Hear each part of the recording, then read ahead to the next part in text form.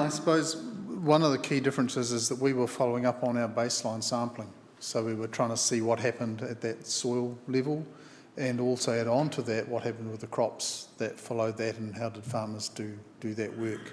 So that's probably one of the key differences. So again, can we have the thingy up there? So we've already talked about this sort of stuff, but we went back to a number of sites after the event with some extra funding from MPI, and Sally organised funding through the vegetable sectors as well. And that allowed us to get stuck in and look at different sites. So we learnt from that. We did that yesterday, and here for this piece of work what we're talking about is, again, work that Alec's really led and used for some of her thesis work. But we chose 16 paired sites in 4 different zones, and we had different sampling over a couple of years, and different scenarios based on sediment depth and texture.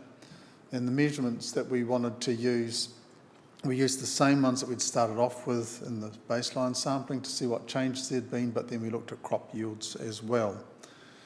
So if we look at the sites we went to, Esk Valley is kind of like the extreme impact scenario where you've got sediment from not 1 to 3 metres deep of horrible sand, and that's kind of the extreme that we looked at. Around Fern Hill, there was a mixture of shallow to deep silty clay loams, and some mixed sediment depths in there, and Pakowhai, Miani, more medium textured sediments, and it also came from multiple river sources because you'd had both the big rivers flowing over into one another and mixing up and doing all sorts of strange things. And then Ortani was the other example, and I mentioned yesterday that we were talking about sort of very fine sediment on top of peat that was in a lake that sat there for yonks kind of thing, so quite a different scenario. Now the others have blessed you with not lots of graphs, so they were allowed 3 graphs each, and I've used them all together in my talk, so on average you're going to get not too many graphs this morning. But don't worry too much about the graphs, just look at the bullet points. So looking at pH, we talked about that being really, really high, and originally 6.2 to 8.1, and after a couple of years a lot of them showed a decrease, and because you can't read that I kind of stuck some red lines on just to show you that some of them are coming down and some of them are going up. Right, so I've left lots of graphs in here in case when we put the presentations up later on people can chew into them, but there's a lot more detail in the reports if you choose to go that way.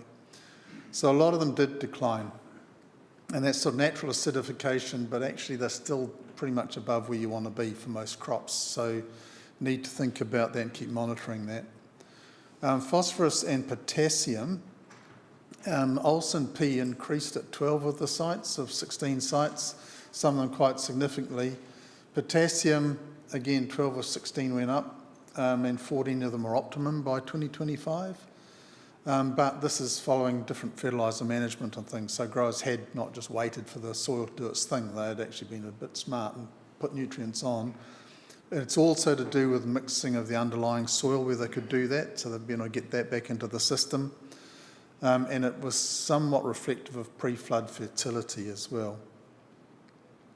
Organic matter is actually a bit of a worry. So in the original set, 14 of the sites we looked at, ignoring the peat, were very low in organic matter.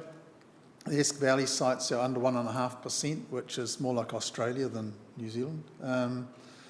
But after 2 years, 9 of the sites showed even more decline. And we put that down largely to some of them have had a massive amount of cultivation going on. So any organic matter that was there has been burnt out, and there wasn't enough going back in to make it up again. So that's part of the issue, but the organic matter and the nitrogen are also closely related, so there's some stuff there. So we do need to look at this ongoing strategy to build organic matter through cover crops, but actually all crops, right? So what we're learning is keep living plants growing on the soil, pumping photosynthesis into the soil. That's how you grow soil. And so keep stuff there and try not to leave it bare. But if you've just had 17 months to get back on your paddock, you're probably going to have had some bare soil other than the weeds that came down with the river. Physical biological recovery. The visual soil assessment, most of the sites improved, and all of them had reached moderate by 2025, and one was good. And so for some of the cropping soils, that's probably about where they've been for years. Bulk density tended to increase, and I mentioned yesterday that I was going to come back to that because over time it settles down even further as the voids get filled up. Earthworm numbers were higher in the fine and coarse versus those coarse sediments and had increased by 2025, so that's a really good sign, but there was quite limited species diversity in there, so that's something rather to keep a bit of an eye on. I'm just digging into the water content thing. So I talked about yesterday, I had a chart that was showing the negative relationship between the water content and bulk density and the fine textures holding more water. And then it does settle down. But I think what's happened in some of these is it's really hard to understand. And in the sites where you've actually had a sealing off of the soil underneath, the water couldn't get out and it was sort of supporting the soil above it. And I can't prove it from our data set, but we've seen anecdotally as the floods came across the finer sediments, they did block pores and they did block the soil, so the finer sediment stayed wetter because it couldn't drain away.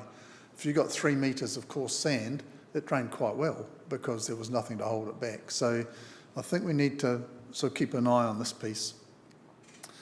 Crop performance. The general message from this as well was that the 2023-24 crop was better than the growers expected. So I put a horrible table in because I couldn't give you just graphs. But of the sites that were assessed for this, with the shallow sites, the growers had tended to use the smaller seed crops. Medium sites had gone for transplants. And deeper seeds, they'd used larger deeper sediments, they'd used larger seeds, which sounds very much like what Bruce was recommending and what the others are saying as well. So the growers intuitively kind of picked up on this stuff. But they sort of said that the yields were probably above expectations. So sort of they had a bit of a pessimistic outlook, which is quite reasonable. But certainly favourable growing conditions had a lot to do with that. And if we'd had a really difficult year with non-resilient soil, I think it could have been quite a different outcome. Coming a year further on, the growers basically said, look, we're back to normal, really. And so that was a really, really positive message. So the only site that was really playing up that we did measurements of crops on was one of the Esk Valley sites. Well, more than the top site at Esk Valley that was really, really deep, they couldn't crop it anyway. They were trying to just even get grass and weeds to survive. And the lower site I'm going to talk to a little bit more. But again, quite a range of things, more aligned to their normal crop rotations. But yeah, the growers thought they were back to normal. So that's a really important message to pass on in future events.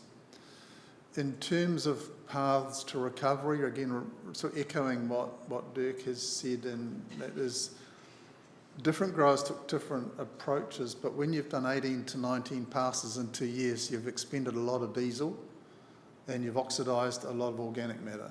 So yes, you've beaten the soil into submission, but there is a cost to that. And some sites had minimal intervention, and where they got the grass growing early on the sloppy sediments and just left it and did a bit of grazing, they got quite a good result and gradual incorporation, and it didn't cost them very much. In fact, they kind of made some money out of the animals that they were grazing. We only had one of our sites where the sediment was removed, and it was extremely expensive, and it wasn't very clear if it was beneficial, and there are still major compaction issues in that site. So the question about removal needs to be looked at again. So just coming back into Esk Valley, the top picture there is Alex trying to find a plant growing in some sand.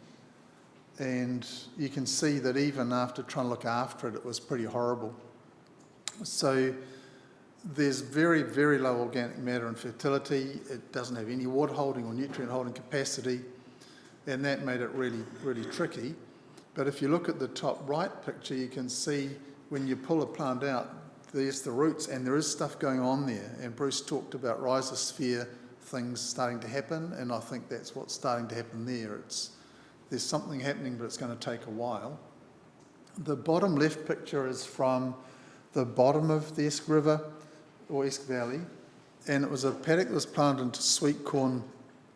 They'd removed a lot of logs and chipped a lot of logs and decided to throw the wood chip on for organic matter, which is a really good way of tying up nitrogen.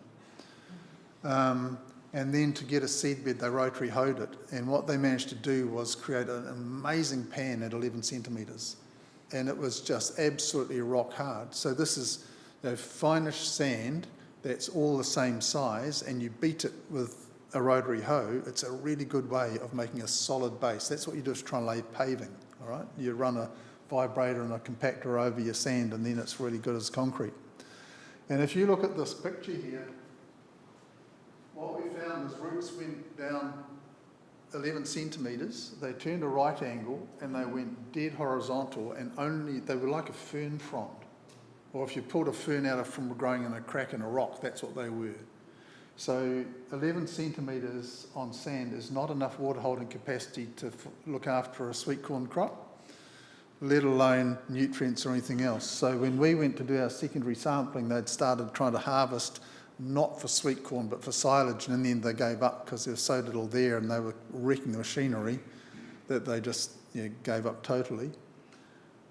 This one here is in the middle of the valley, and it's a vineyard where the grower decided not to remove the sediment, although the neighbours did remove the sediment. He said that he didn't know who was going to pay and he didn't have the money, and he thought the vines might be okay, so he was just going to live with it. And they were okay the first year, and then they started to get more die-off, and I think last time I talked to him, he had thought 70 to 80% die-off, so maybe it wasn't such a good idea. We've got a few vines growing at work as well, and we did get flooded for a few days and the soil was saturated for quite a while just at the microfarm, and some of the vines didn't like that at all. Straight off they looked crooked. The next year they some of them looked a bit bad. This year, so we're now 3 years on, this year in spring some of them just didn't wake up, and basically a lot of them have died. So I think that's long term. It's just finally said, oh bugger this, I'm giving up, and so I've got an appointment with a chainsaw coming up just because it looks so ugly and I don't really want to look at it any longer. So take-home messages from what we've found from this very limited number of sites is the recovery was definitely faster than we expected, and most of them, ignoring those sand cases, productive within a couple of years, and certainly even quite straight away in many cases. The nutrient levels, some of them are going up, but the organic matter is going down is really a worry. The good crop yields, even when farmers thought they weren't going to be, but the sediment depth and textures in behind that, so you do need to think about that.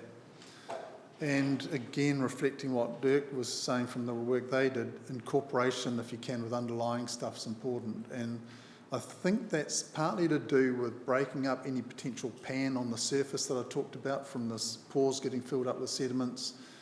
And because I'm starting to become one of those airy-fairy greeny people, I'm wondering about mixing some of the microbial, the microflora into the sediment so that we've actually got something alive rather than inert substance. Biological recovery according to earthworms and just grower resilience blows your mind. And recommendations, just looking at what we come out with and talking to people, we sort of said you've got 2 response times. The first one is that first 30 days, and the next one is from there for a couple of years. So what do you do? And we said, could you get us the information faster? Well, we didn't have any to disseminate for a start, and we thought getting it out within about 5 days wasn't too bad, considering there was no internet. But we need to do better. We need to present realistic, positive messaging. And if you've seen the mental health booklet that was put together saying to people, you will get through this, I think we need to have the same thing about the business side of it. So yes, look after yourself and your family and make sure that everybody's healthy. And so that's got pictures of looking pretty horrible but looking happy a bit later on. And I think if we could have the same for the paddocks, if it looks pretty horrible, it looks better on, that gives people a bit more motivation. And we do need to watch people in about day 11, 12. If you talk to Willie Smith, who studied lots of events, and people like Hugh Dalrymple, who's helped people through these, around about day 11, 12, somewhere in there, people hit the bottom. And we had a few growers contact us that needed just to be listened to and talked to. Timing, definitely critical. And that's about if you're trying to get a crop or a cover crop growing, and we've talked about that a lot. And it seems that the advice that came out of the Southern North Island flood and the early events does apply. In terms of going beyond that, match your crops to the sediment depth, which is the same, echoing the message you've heard already today. You do need to keep an eye on soil properties because your nutrients won't be what you thought, and things can be changing quite fast. We do need to think about organic matter. And one of the things not listed on here is issues about herbicides as well, particularly the residual ones.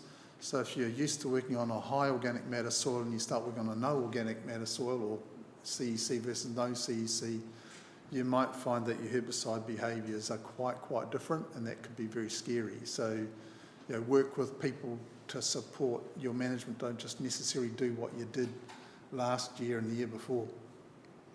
So that's probably those things, and do consider incorporation where it's feasible. It seems to be one of the most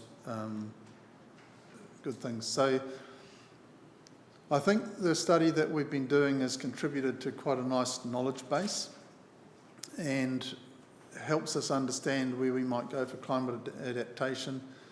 We've got some soil health monitoring frameworks. We would add the Slake's ablation test to our testing in future, which basically is an aggregate stability test you can do with a bit of time, a dryer and a smartphone. But we've found when we do the VSA testing that on cropping soils we're getting artificially high results. And when you do the slaking test, you find those lovely little aggregates aren't aggregates, they're actually tilth made by a rotary hoe. And if you spit on them, they disintegrate and turn into sand, silt and clay, not soil. So we would add that into future testing.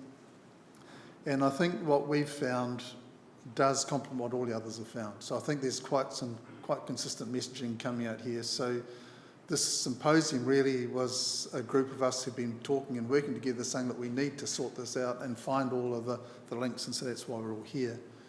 And so I just want to sort of thank everybody again, the ministry and Sally and the various organisations and FAR for finding money to do some of the work we're doing, and the considerable input from the CRIs and from Massey and people like that who did just gifted time. And the regional councils that we worked with, Hill Laboratories, did a lot of testing for us at a really, really competitive rate, I'll call it. They didn't make any money out of the lab samples we sent them, I can assure you of that. So that's where we're at. We will be publishing all of our stuff. There are links anyway to our work, and I'm just trying to wait for Alex to give us permission to put her thesis up as well, because that's a lot fuller document on some aspects of it. So if I wanted to sort of finally wrapping this thing up, is that land and people are remarkably resilient, and I think that's an important message to get across. So don't despair. But my real final thought is this one, and I know Garth will have some feeling for this.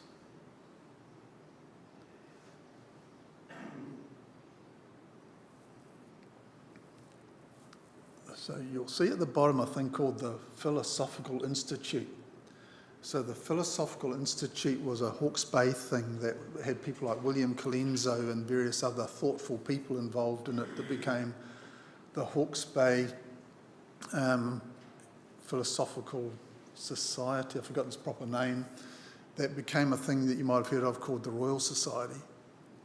So this was the smart scientists of the time making a proclamation. And when we heard Ngahiwi Tomona talking about flooding a while ago, he said, well, there are proverbs that say, have your food on the plains and live up on the hills where the wind will blow under your skirts. And I think there's a lot of message to that Ngātaronga knowledge too about, some places are good for cropping, but I wouldn't build my house there. So what are we going to do in Hawke's Bay? We're going to build more houses on more land below flood level on liquefaction zones. And we just don't bloody learn. That's me.